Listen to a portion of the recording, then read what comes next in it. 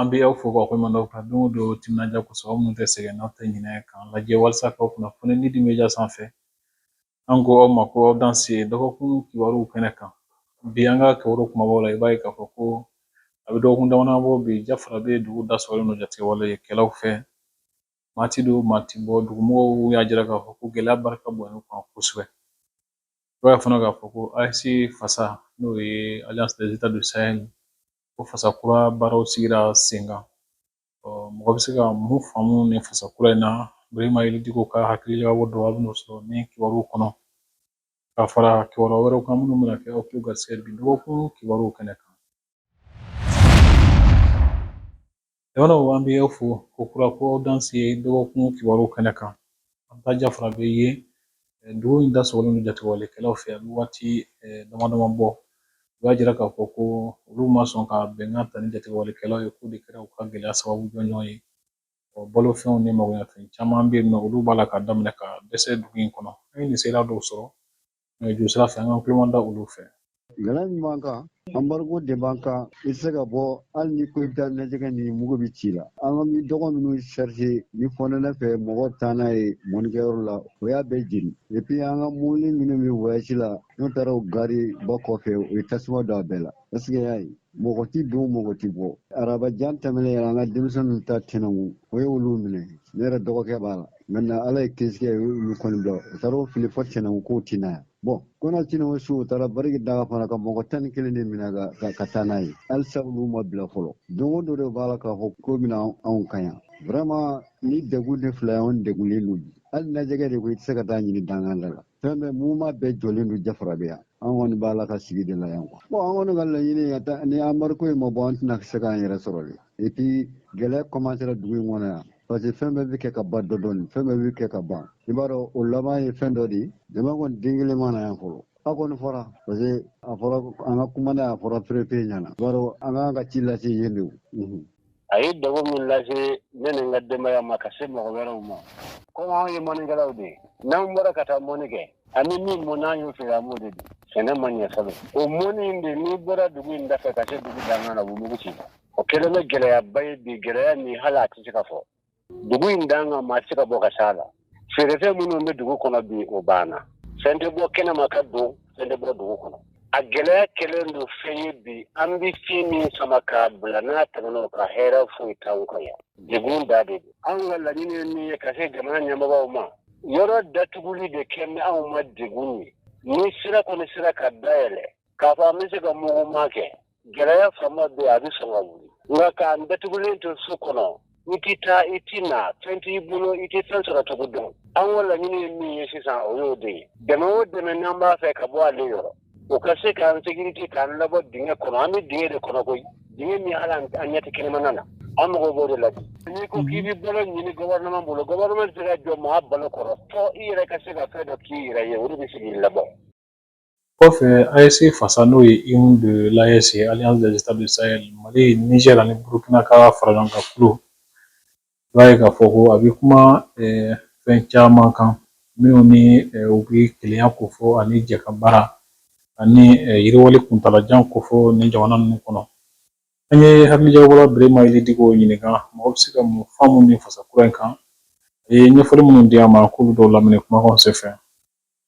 AES ye a ka hymne national bila n'i y'a lajɛ dɔnkili don hymne national ye dɔnkili min ni a bɛ jamana ka kelenya ani a ka nisɔndiya ni a ka yɛrɛya ka o kuma fɔ o bɛ jamanaw kɔnɔ komi Mali ni Niger ni Burkina farala ɲɔgɔn kan o jamana saba ye tɔnba dilan ko confédération des États du Sahel o confédération in na n'i y'a lajɛ u ye baara caman boloda a dɔ ye ka fɛɛrɛ kɛ u ka sɔrɔsiw ka jɛ ka baara kɛ ɲɔgɔn fɛ ka banban cikɛla wale kɛbaga ninnu gɛn ka bɔ an senkɔrɔ a filanan ye min ye u ye fɛɛrɛ dɔ tigɛ pour que ka se ka banki n'o ye sɔrɔ ni soba ye ka se ka o dilan u b'o fɛɛrɛw la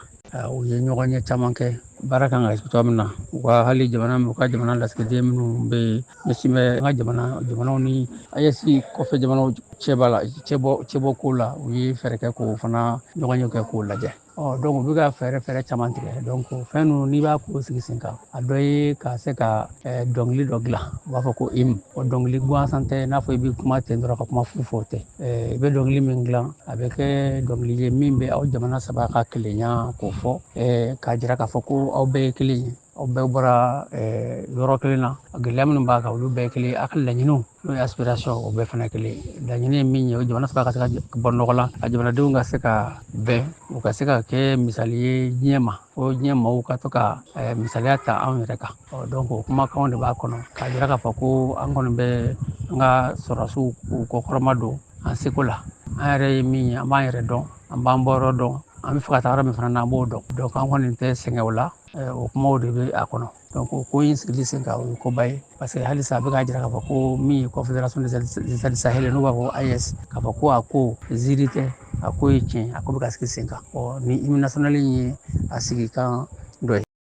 O kɔfɛ baara dɔw daminɛna Bamakɔ yan walasa sariya ko hukumu kɔnɔna na san 10 nata ninnu na baaraw dɔw bɛ se ka sigi sen kan ka sariya tigɛ ka ɲɛ gɛlɛya minnu b'a la k'olu bɛɛ lajɛlen bɔ a kɔnɔ sariya ka kɛ jamanadenw haminako jɔnjɔn ye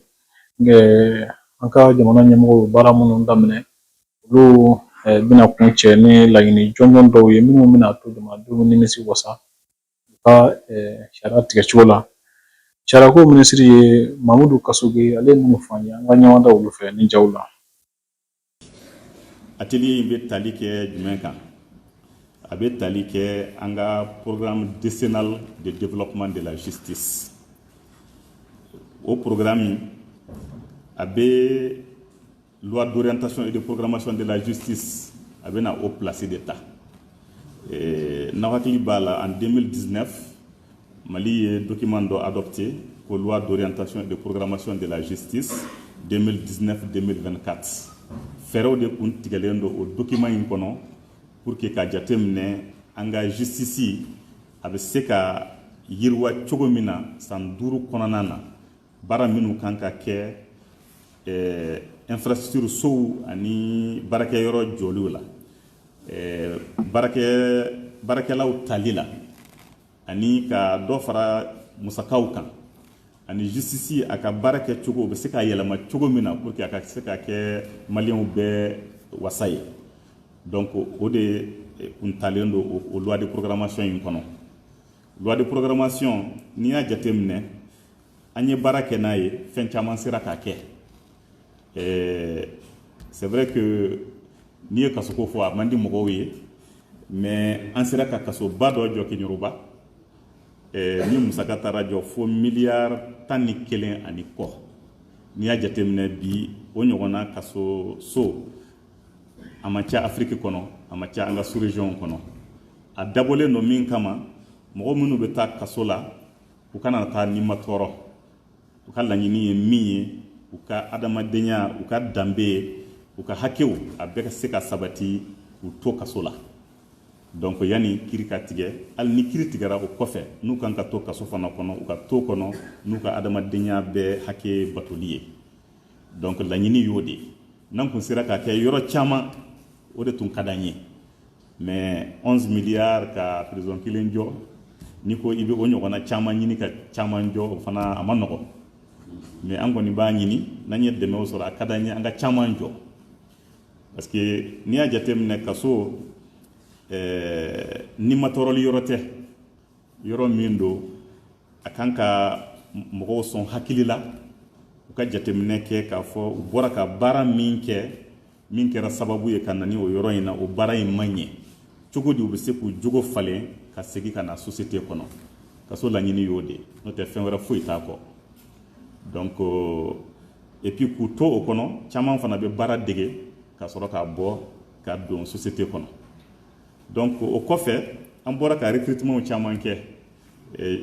juge kundama an bɔra ka juge 316 recruter greffier en chef stagiaire mɔgɔ 240 surveillant de prison mɔgɔ 100 ani mɔgɔ 25 donc ɲinanta fana ni ala sɔnna ma donc an bɛna recrutement kɛ ni o recrutement bɛɛ fara ɲɔgɔn kan a bɛ se hakɛ min na ani min kun b'an bolo k'a kɔrɔ n'i y'a lajɛ vraiment u bɛ se k'a sanga ɲɔgɔn na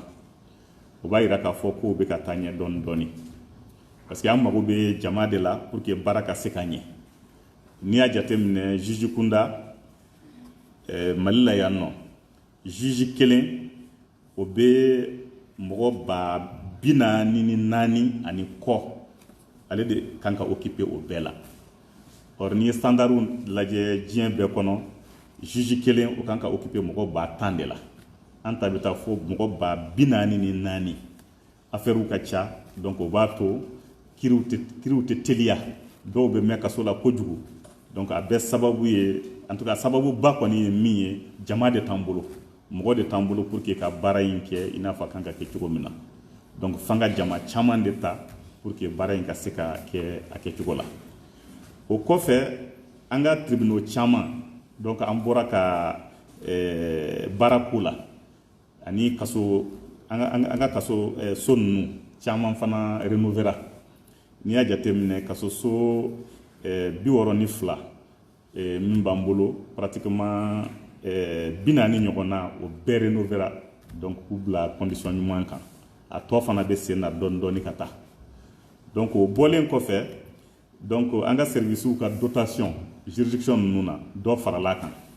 caman farala dotation kan min b'a to an ka kiirisow u bɛ se k'u ka baara kɛ ni hakilisigi ye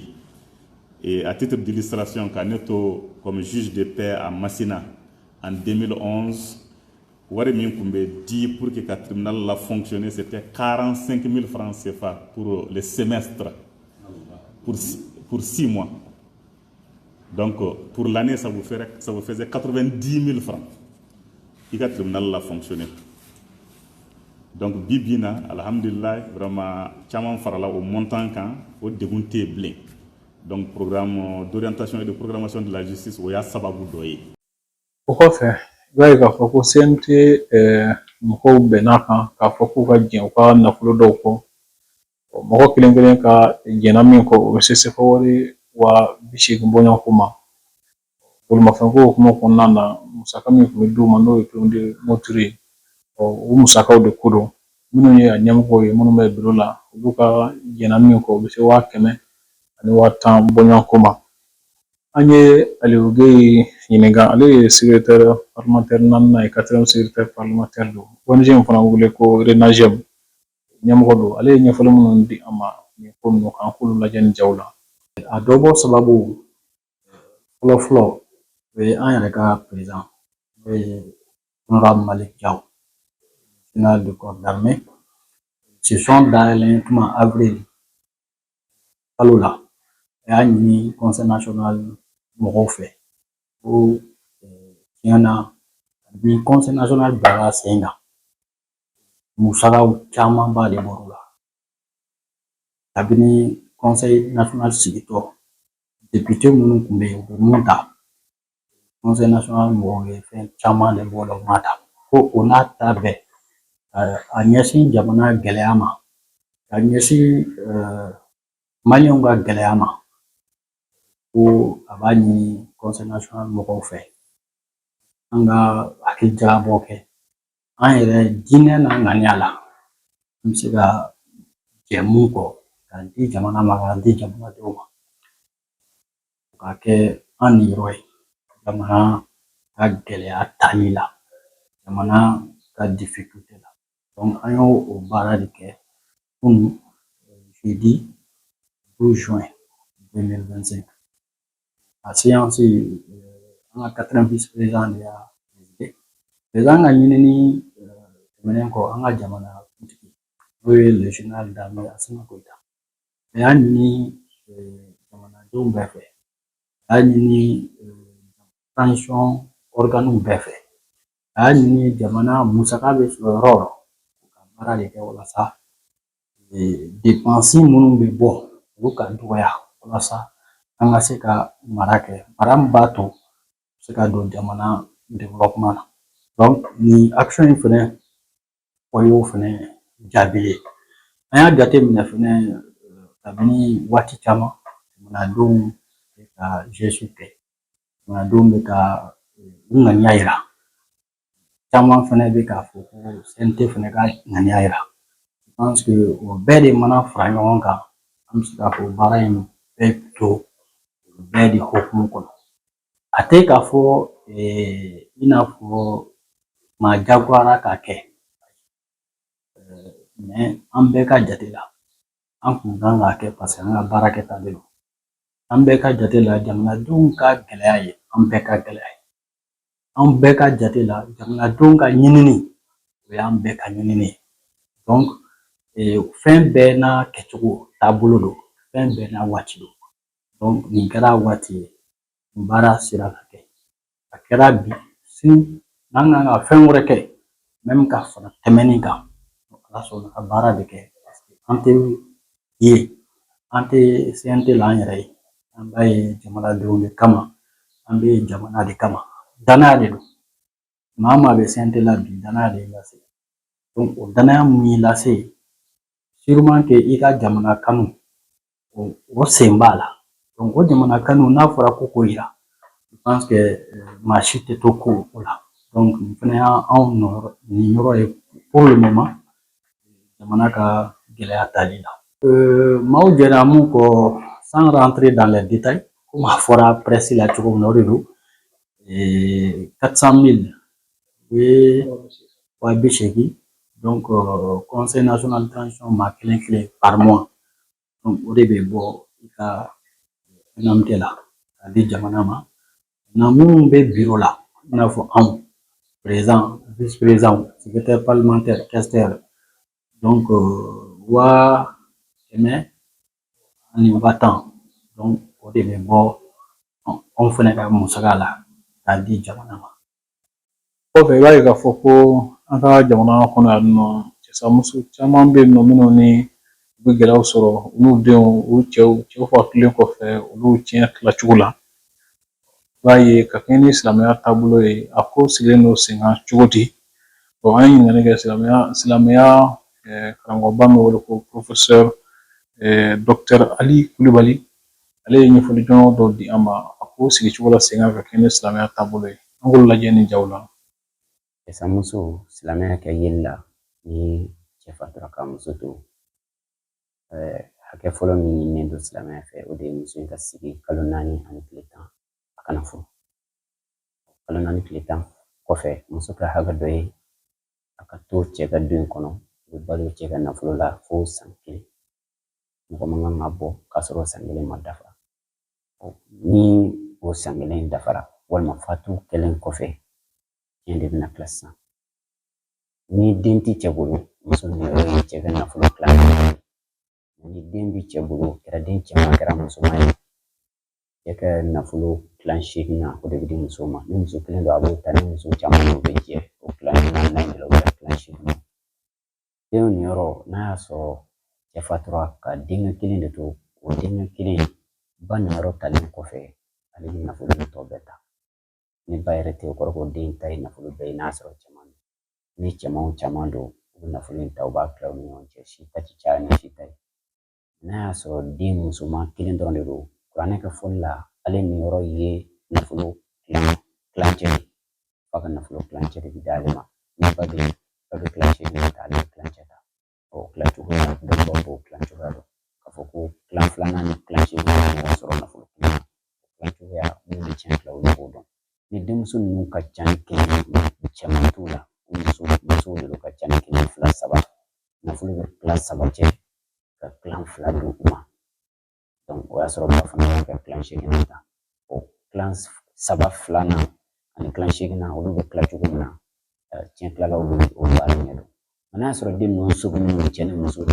kɛra cɛ kelen ni muso kelen sa a kɛra u caman kelen n'a ye k'a fɔ ko ba ni yɔrɔ talen kɔfɛ den ninnu yɔrɔ olu de bɛ nafolo in bɛɛ ta balimaw sen t'a la donc den ninnu o nafolo tila u ni ɲɔgɔn cɛ cɛ ni yɔrɔ olu bɛ muso ni yɔrɔ ɲɔgɔn fila mankan minnu bɛ bɔ tiɲɛ ko in na kuma caman a kun fɔlɔ ye i b'a ye k'a fɔ ko maa minnu bɛ mankan kɛ tiɲɛ fɛ caman bɛ yen i b'a sɔrɔ silamɛya limaniya k'a fɔ ko silamɛya ala yɛrɛ ko k'a tila tan i b'a sɔrɔ u ka limaniya m'o minɛ kosɛbɛ walima natabolo donn'o na kosɛbɛ walima a bɛ se ka kɛ laada wɛrɛw de b'o kun kɔnɔ ani sariya wɛrɛw b'o kun kɔnɔ min ni silamɛya sariya ye ɲɔgɔn gosi donc olu bɛ fɛ a ka kɛ o kɛcogoya de la i t'u fana b'u miiri u b'a dɔn n'u murutira silamɛya kɛ tilali cogoya in ma kilali cogoya wɛrɛ bɛ yen min bɛ se k'u ka laɲiniw sabati o ye olu bɛ bila mankan na parce que u b'a dɔn n'a fɔra ko alimamiw ni dɔnnibagaw ko ka tila tan n'a ma tila o cogoya la ni ne mun tɛra o ma o kɔrɔ k'an bɛ taa justice la n'an taara justice la den cɛman ni musoman o niyɔrɔ bɛɛ ye kelen ye a bɛ se ka ɲɛ fana silamɛ ye hakɛ min fɔ k'o ye niyɔrɔ de ye i bɛna sɔrɔ justice bɛ min d'i ma o ka ca ni o ye caman de bɛ na ni mankan ninnu ye mankan ninnu nasira dɔ fana ye cɛ yɛrɛ balima dɔw b'a ye k'a fɔ ne ni cɛ de ye fa kelen ye anw de ka surun ka tɛmɛ a muso kan a mana kɛ cogo o cogo an balimakɛ tɛ se ka fatu k'a fɔ k'anw niyɔrɔ t'o ka o nafolo la kan'a sɔrɔ kuranɛ dun ko ni mɔgɔ fatura ni den b'a bolo dɔrɔn a balimaw niyɔrɔ foyi t'a ka nafolo la fo ni den ninnu kɛlen ka tiɲɛ ta n'u ye u bolo lasɔn ni fɛn dɔ ye o kɔni y'o ta ye tiɲɛ tilali la balimaw niyɔrɔ foyi t'a la a kɛra n'a bɛ fadenba la o n'a bɛ fa kelen na o n'a bɛ ba kelen na o niyɔrɔ tɛ tiɲɛ na an t'an denw de ne kɔni bɛ ladilikan min ɲɛsin mɔgɔw ma fɔlɔ tiɲɛ tila olu de tiɲɛ mankan kɛ ban a fura fɔlɔ o de ye an yɛrɛ mun ko k'an ye silamɛ an ka limaniya ala ka kumakanw na an ka limaniya silamɛya yɛrɛ ka bazi la an n'a sariya la k'a fɔ ko ni ala kɛ kiti tigɛ cogoya de ale de ye ko gindo dɔ b'a ye an bɛ ɲɛnamaya de la an t'a dɔn min bɛ yen o de ye fɛn fɔlɔ ye fɛn min bɛ yen n'o bɛ se ka mankan ninnu furakɛ n'an ko k'an ye silamɛ an ka sɔn ala ka kumakan ma kuranɛ tiɲɛ n'i y'a lajɛ ale ni silamɛya kiti foyi tɛ kelen ye tiɲɛ kuranɛ de y'a bɛɛ ɲɛfɔ fɛrɛrɛ k'a ban ni tiɲɛ kelen tɛ dɔnnibaaw k'o ma fɔ silamɛya kiti foyi la hali seli min filɛ an b'a kɛ don o don kuranɛ m'a ɲɛfɔ kuranɛ y'a yamaruya k'an ka seli de mɛ seli ɲɛfɔli tɔ ɲɛmisɛnw olu sɔrɔla alakira fɛ sallallahu alaihi wasallam mɛ tiɲɛ kuranɛ y'a bɛɛ ɲɛfɔ fɛrɛrɛ kɛ bɛɛ niyɔrɔ fɔ k'a ban o de kun kɛra walasa mankan ninnu ka ban mɛ n'i y'a ye hali sisan mankanw bɛ yen o kɔrɔ ko mankankɛla ninnu caman yɛrɛ u yɛrɛ wele ko silamɛw de mɛ mɛ limaniya ni silamɛya yɛrɛ kumakan ye ni ala subahanahu wa taala yɛrɛ kumakan ye kuranɛ o kɔfɛ kalanko sira kan i b'a ye k'a fɔ ko lycée La Bruyère la Bamakɔ yan nɔ o ɲɛmɔgɔw ye hakilijagabɔ kɛnɛ dɔ sigi ka ɲɛsin irisikan sankɔrɔtali ma ani mɔgɔ minnu b'a fɛ ka irisikan kalan kɛ gafe sɛbɛnna minnu fana ye gafe sɛbɛn kosɛbɛ irisikan hukumu kɔnɔna na u ye olu tasiba jɔnjɔn bɛ ka ɲɛsin olu fana ma lycée La Bruyère ɲɛmɔgɔ ye Ozias Kone ale ni fɔ an ye nin jaw la an ka ɲɔgɔn da olu fɛ. N'i y'a ye an bɛ ni événement fêté ni cérémonie fêté c'est que Guansanté d'abord an ni Russie bɛ partenariat la o partenariat sɔrɔla depuis salon an ye accord de partenariat signé an ni université dɔ cɛ Russie alors o partenariat kɔnɔ alors o ye centre dɔ dayɛlɛ an ka lycée la centre bɛ wele centre espace culture russe russikan bɛ kalan yɔrɔ min na donc olu yɛrɛ de bɛ janto o centre la maître ka recruter ka to ka sara donc ni o fasugu bɛ yen ko u ka sɛbɛnnikɛla bɛ yen a ka ɲi an ka denmisɛnninw fara ɲɔgɔn kan ka o sɛbɛnnikɛla ko fɔ denmisɛnninw ye jango parce que a kun ye jumɛn ye u ka se ka nin centre dayɛlɛ u ka se ka russikan kalan parce que o laban u bɛ taa kalan kɛ Russie jamana la ka segin ka na an ka jamana dilan donc o hukumu kɔnɔ a ka ɲi minnu bɛ u ka réalité Russie réalité an bɛ a f'u ɲɛna yan'u ka taga yen nɔ o de kama sɛbɛnnikɛla dɔ bɛ yen min tɔgɔ bɛ wele ko Alexandre Poutine n'i ye tarikuw lajɛ africain yɛrɛ de don africain yɛrɛ de don a buruju dɔ bɛ bɔ Afrique donc fan o fan ye culture ko ye a denmisɛnninw kan k'a dɔn donc o de kama ɲɛmɔgɔw bɛɛ bɔra Russie jamana la ɲɛmɔgɔ caman bɔra Russie jamana la fédération Russie ka na nin cérémonie kɛnɛ kan an ka cours kɔnɔ yan lycée cours kɔnɔ donc nisɔndiya de don en tout cas an ka miiriya ka denmisɛnninw dɛmɛ u ka culture wɛrɛ dɔn jango sini ma sini u ka se ka n'u taara u ka se ka u kana kɛ dunan ye tiɲɛ na o ye vraiment ɲɛnatɔmɔli kɛra centre 4 de bɛ yen Bamakɔ yan nɔ o centre 4 alors Bruyère b'a la d'ailleurs Bruyère de fɔlɔ ye ensuite ka école Lumière k'a la Lumière Kalaban ensuite ka Dramane Diallo a Sɛbɛnnikoro lycée Dramane Diallo Sɛbɛnnikoro ani lycée Biya Ɲamana donc olu de ɲɛnatɔmɔ ani université 3 olu de bɛ partenaire nin kɔnɔ denmisɛnninw bɛ russikan kalan yɔrɔ min na bon u ka laɲini vous savez diɲɛ kɔnɔ fo an ka tɛgɛ di ɲɔgɔn ma quoi o de kama dɔ y'a fɔ a ka kuma la cɛ don ko kankalan nafa b'a la kojugu n'i ye kan kalan alors i bɛ mɔgɔ wɛrɛ dɔn i bɛ mɔgɔ wɛrɛ tabiya dɔn i bɛ mɔgɔ wɛrɛ taabolo dɔn donc o ye fɛn ba de ye an ka miiriya la ani je crois que o ye tiɲɛ de ye quoi langue ye richesse de ye mais tuma dɔ la i ka ko ka ca mɔgɔ ka ko ka ca o tɛ langue kalan o tɛ kanw kalan hali an ka kan bamanankan kan minnu b'an bolo yan n'an sera k'u bɛɛ dɔn vraiment nafa b'a la kosɛbɛ kosɛbɛ nisɔndiya k'a ye ko ni jamaba nana ka na jɛ an fɛ nisɔndiya la ni hommage cérémonie d'hommage la parce que hali ministère ka délégué bɛ yan maire ka délégué bɛ yan académie ka délégué tun bɛ yan donc vraiment nisɔndiya de don quoi nisɔndiya b'a miiriya laban ka denmisɛnninw encourager kan kalan na centre nin k'a fɔ k'a dayɛlɛla ekɔlidenw dɔrɔn tɛ dɛ maa o maa n'i b'a fɛ ka rusi kan kalan na an bɛ i kalan mɛtiriw bɛ yan o kosɔn minnu formela rusi jamana la donc nisɔndiya de don. Jamana de bɛ dan sigi bi dɔgɔkun kibaruw la kibaruw farala ɲɔgɔn kan jɛ ka baara don André Traoré Emmanuel Jara an bɛ aw bɛɛ lajɛlen fo aw ni ce aw ka don o don timinandiya la Ala ka waati wɛrɛ yira an na.